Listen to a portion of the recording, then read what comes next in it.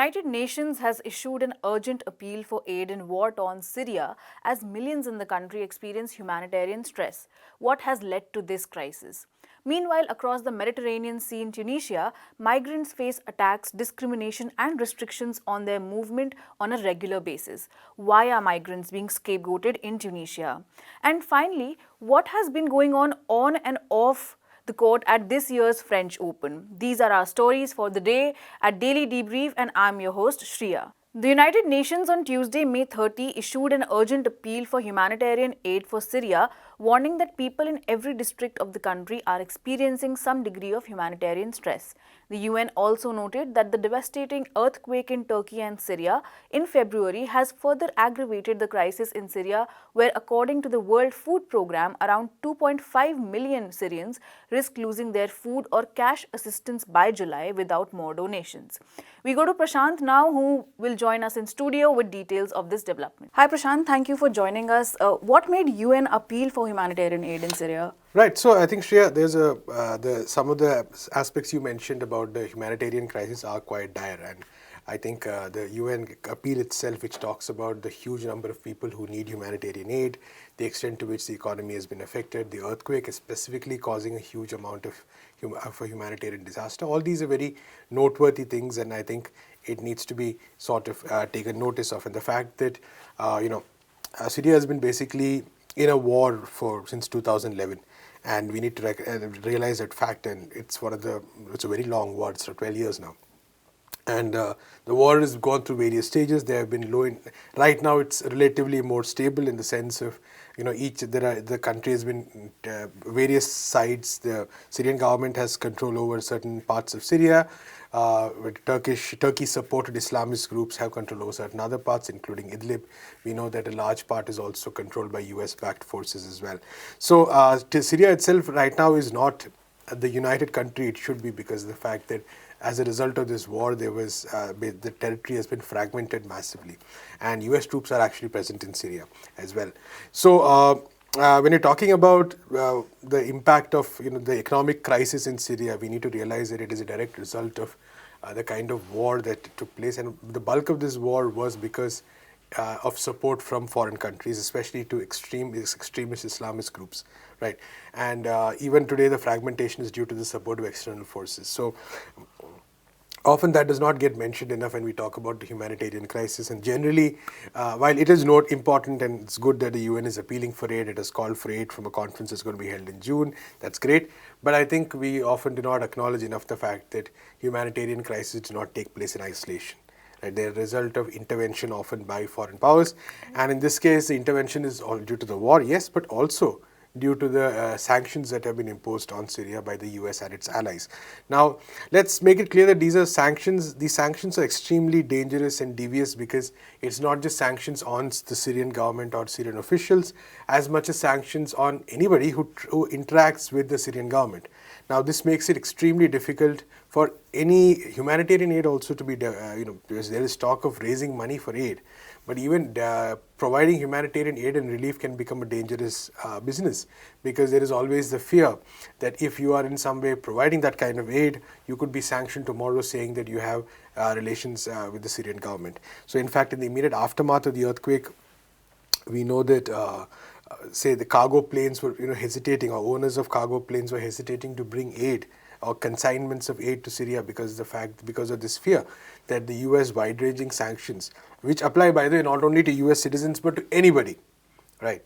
So it's that anybody in the world who dares to trade with Syria is at risk of facing these kind of sanctions, and that's a very, very dangerous move.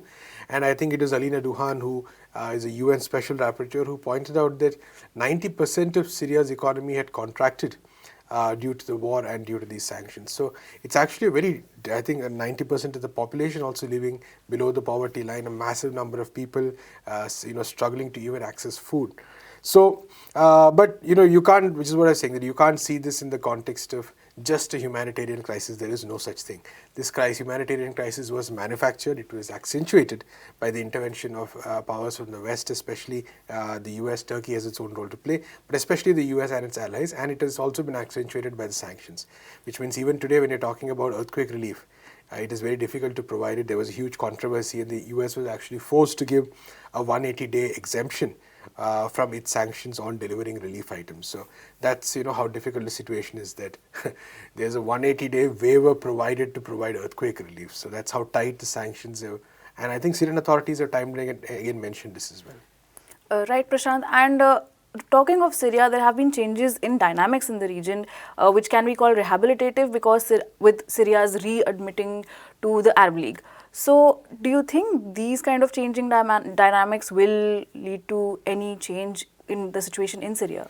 Right, this is a very interesting question. I think it's a bit too early to comment about it, but definitely, the United States, the countries which have imposed sanctions on Syria are going to face a bit of a challenge over here, because what we have seen, like you said, is the fact that starting with the UAE, then Saudi Arabia, then many other countries, they are establishing ties, diplomatic ties with Syria to begin with, and Syria has been admitted into the Arab League, and it will become increasingly difficult to deny the possibility of economic exchange as well, once these kind of ties are established. So there is already a momentum that is building up towards it, which means that for the US and its allies which are continuing with these sanctions, these are very difficult questions they have to deal with. Now, Syria has of course benefited from having Iran as a trading partner. Hezbollah has been very cooperative with Syria as well. But now that this circle is expanding of countries which are in whatever ways normalizing ties with Syria, it becomes, the US is also going to face a deep amount of pressure, and this actually becomes a point of bargaining, it becomes a point of contention in diplomatic negotiations as well. So I think in the long run, we might see the pushback against some of these sanctions in various ways. In the short run, I'm not exactly sure it will really work, but I think in the long run, there is that process which is building up, which, even if the US may not entirely withdraw those sanctions, it may be forced at some point to start overlooking some of the, say, violations of the sanctions, so to speak, because that momentum is moving towards normalization in a particular way. Thank you so much for joining us for this story, Prashant. 26 human rights and civil society organizations have released a joint statement this week calling on the Tunisian government to ensure the protection of migrants, especially those from sub-Saharan Africa, and to end the social and systemic discrimination faced by them. The statement came in the aftermath of an attack on migrants in the city of Sfax by a group of youth on the night of May 22, where one migrant was killed and 4 others were injured in the attack. The statement also asks the government to introduce measures to prevent all forms of racial discrimination and attacks against migrants. Why are migrants in Tunisia finding themselves in a difficult situation? Prashant is back with us for more. So, Prashant, what is the context in which this statement has been issued?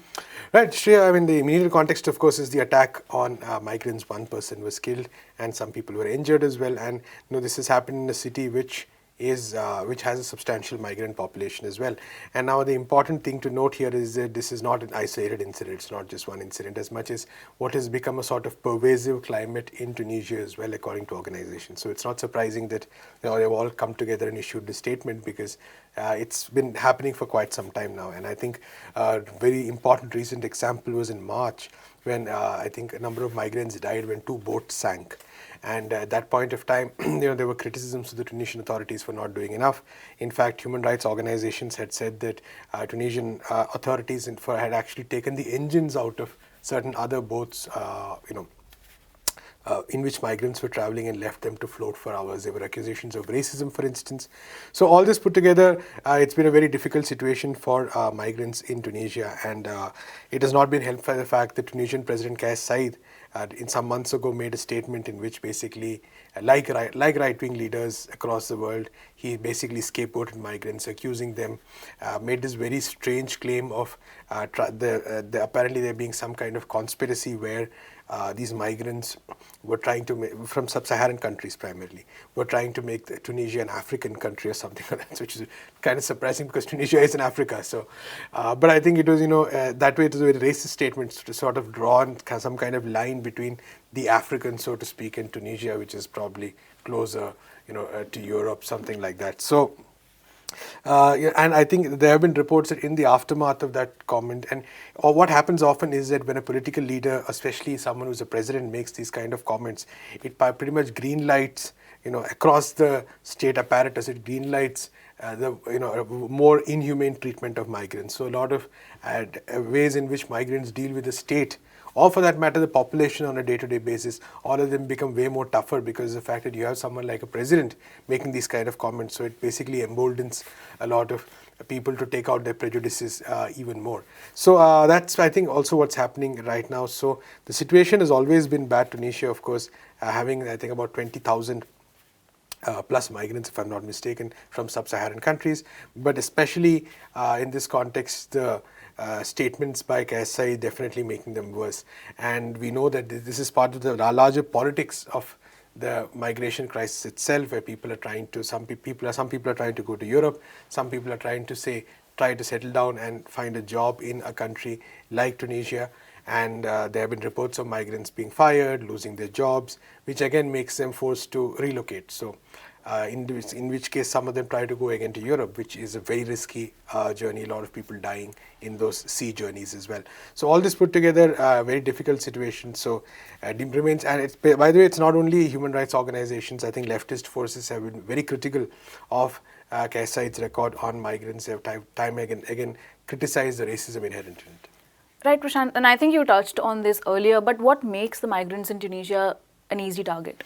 So I think there's two or three things. One is the fact that Tunisia is going through a unique crisis at this point. The economic situation is really bad. The government, went to the IMF, etc., etc. Inflation was pretty bad as well. There's a huge amount of unemployment, and this has been a crisis for many years now, but it is, escalated as well. And there's a general sense of directionlessness and hopelessness and despair as well. And it is also during this time that President Kais Saied has basically hollowed out what remains of democracy in Tunisia. So we do know that after 2011, Zain al-Abidine Ben Ali, who was a long-term ruler, was thrown out in what is called the Arab Spring. There was a new system established in Tunisia. It was a very fractious democracy, let us put it. Let's be very clear about it. It was not a perfect democracy by any chance. It was very fractious. But at the same time, there was an attempt to sort of build some of these institutions. Although that project, they were not the contending political parties were not able to take it, to its conclusion, which meant that over time there was a loss in faith in that democracy as well. And that is what Kais Saied utilized, and he basically came to power, one as president of the country, came to power in an election, and then completely rewrote the constitution literally, as well as changed all the institutions in the country as well. And now pretty much he's completely in control of Tunisia. But that's the easy part, and as they say, and he basically was able to subvert the constitution and assume command, but he's not been able to find an answer to the economic crisis that grips millions of Tunisians. So it is in this context that often, and this happens in many countries across the world, it's in this context that migrants become an easy kind of way to sort of, like I said, scapegoat. You scapegoat the migrants and try to avoid it's always them coming to your land and taking your jobs, which becomes the issue, as opposed to the more structural crisis in the Tunisian economy, for which Kais Saied really does not have an answer, because he's generally been, he's not somebody who has a real economic vision of any sort, or any kind of progressive understanding of how to wean the country away from the IMF, how to ensure self-reliance, nothing of that sort. He's followed IMF policies to the T, as they say. So in this context, I think the attack on migrants takes a added turn, so to speak. But we also need to be conscious of the larger migrant crisis that is around, which is the fact that due to violence, due to climate change, a lot of which has been enabled by Western countries and their corporations, what has happened is that there is a huge shift in populations from many parts of Africa towards countries like Tunisia, towards countries like Libya, which seem to people to offer a pathway to Europe, right? And this is, like I said, a very dangerous pathway. Lots of people die in these voyages, but people are willing to take even those risks because where they are right now is so fraught with danger. So, this crisis also it's of course not only Tunisia's crisis, it's a larger structural crisis which requires larger answers. But I think a lot of players need to take responsibility for this, including countries in Europe who have, who have actually paid countries like Libya to create what are basically camps for migrants where they're brutalized in various ways. So, of course, I think there's both a national crisis and a regional or international crisis for that matter, which both make situations very bad for migrants. Thanks again, Prashant, for joining us today. The French Open, the only tennis Grand Slam tournament held on clay courts, got underway at the Roland Garros in Paris. After a couple of rounds of action, it seems that defending champions Iga Swiatek and Novak Djokovic are mounting a strong title defense in the women and men's singles respectively. With Rafael Nadal skipping the tournament, all the talk on men's side is on whether Djokovic can be beaten. We talk about this and more with Siddhant Annie, who joins us in studio. Hi Siddhant, thanks for joining us in the studio today. So, the French Open, a lot of interesting stuff is happening on the court. So, let's talk about that first with regards to the game, and from there on we can take. Yeah. So, a lot of, I suppose, big name tennis players are missing from the lineup this year at the French Open, including, of course, the most successful player, Rafael Nadal, the king of clay, as he's known, and pretty much the favorite of the Parisian crowd, irrespective of who's on the other side, mostly. Sometimes maybe Roger Federer got a little bit more attention, but by and large, not having him around, not having the likes of Serena Williams around, a lot of other players, Gabi Muguruza, also a former champion, French player Gael Monfils also pulled out with an injury. So a lot of missing players, but despite all of this, there's plenty of drama, it seems, at Roland Garros.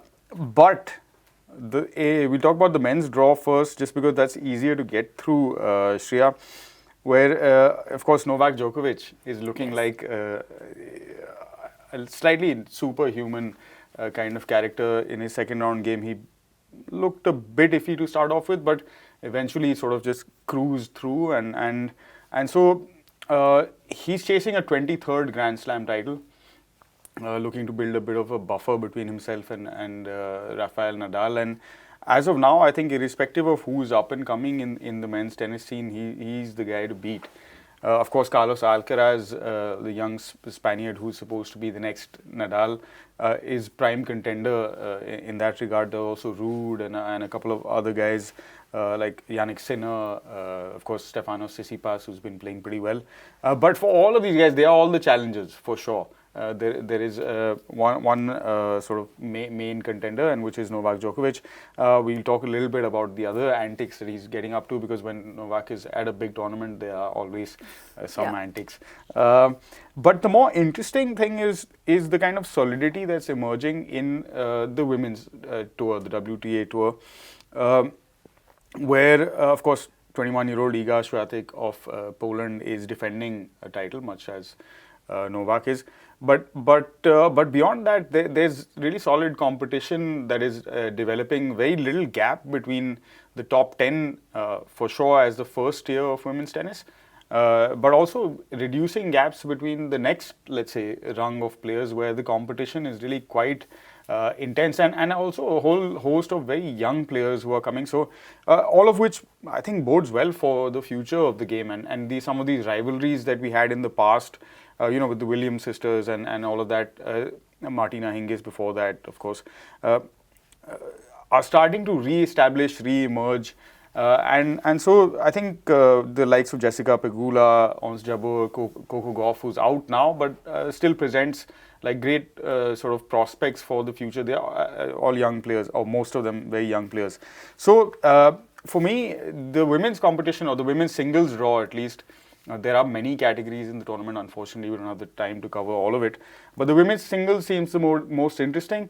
Academically speaking, whether Djokovic wins the 23rd or not, that's the point of interest in the men's tour, or if anyone can even come to the level to compete with him. But that's where we stand going into, I think, around the third round of matches in the singles draw. Right, and a lot of interesting things are also happening off the court, on the court, at the press conferences. Yeah. So a little bit about that.